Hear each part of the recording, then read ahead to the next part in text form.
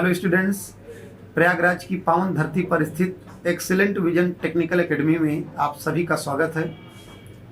आज ऐसे परिश्रमी और होनहार स्टूडेंट्स से आपको मिलाने के लिए हम आज आए इस चैनल पर, जिन्होंने एसएससी जेई के एग्ज़ाम में ऑल इंडिया 38 रैंक प्राप्त किया है और जिनका नाम है मनीष चौधरी। तो आइए मिलते हैं मनीष चौधरी से। स्वागत है मनीष जी आपका। जी सर, बहुत बहुत धन्यवाद। आप अपने बारे में थोड़ा बताइए हमारे विद्यार्थियों को। सर, मेरा नाम मनीष है। मैं सिद्धार्थनगर उत्तर प्रदेश का रहने वाला हूँ। मेरे पिताजी का नाम श्री राम भवन है, जो एक किसान हैं, और माताजी का नाम श्रीमती जनक दुलारी है, जो एक गृहिणी हैं। हम परिवार में 2 भाई और 4 बहनें हैं। आपकी प्रारंभिक शिक्षा कहाँ से पूरी हुई, उसके बारे में थोड़ा बताएं। जी सर, मैंने हाई स्कूल और intermediate Gandhi Adarsh Vidyalaya inter college बढ़नी सिद्धार्थनगर से पूरी की। उसके उपरांत मैंने राजकीय पॉलिटेक्निक गोंडा में मैकेनिकल इंजीनियरिंग प्रोडक्शन ट्रेड से अपनी डिप्लोमा पास की।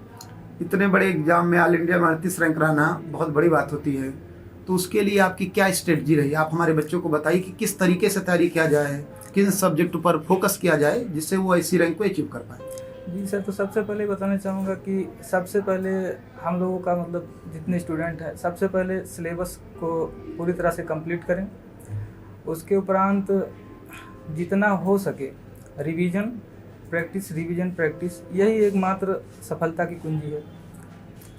एक्सीलेंट कोचिंग में किन टीचरों का योगदान आपके इस एग्जाम में एक बहुत अच्छे पॉइंट ऑफ व्यू से देखा जाए, सब्जेक्ट के वेटेज से देखा जाए, तो आप ये योगदान किन किन टीचरों को देना चाहेंगे? जी, ये श्री हेमंत सर और सिद्दीकी सर और देवेश सर, इन सब सर जी का टेक्निकल में बहुत योगदान था।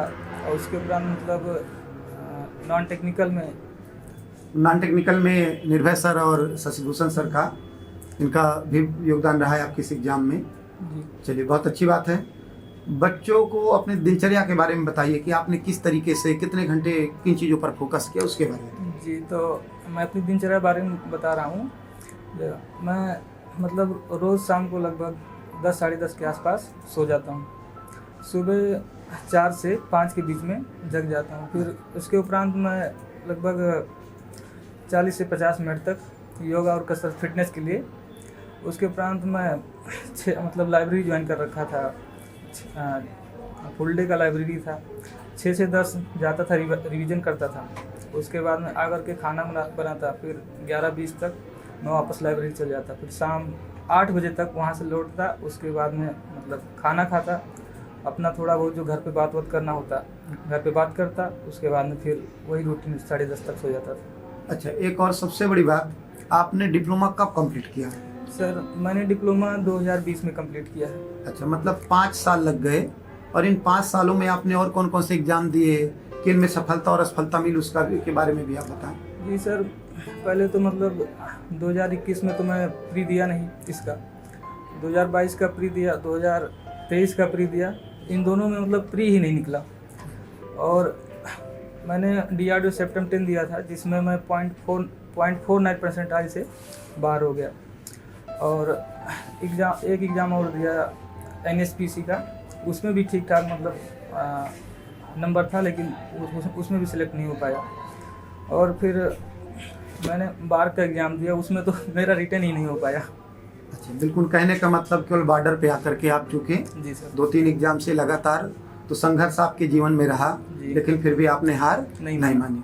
बिल्कुल, देखिए, विश्वास का ही नतीजा रहा है कि इतनी असफलताओं के बाद इनको इतनी बड़ी सफलता मिली है, जिसमें ऑल इंडिया में इन्होंने अपने जिले सिद्धार्थनगर का नाम, excellent vision technical academy Prayagraj का नाम, अपने गुरुओं का नाम, सभी का नाम रोशन किया है। तो आप सभी को बहुत बहुत धन्यवाद आज के सेशन में।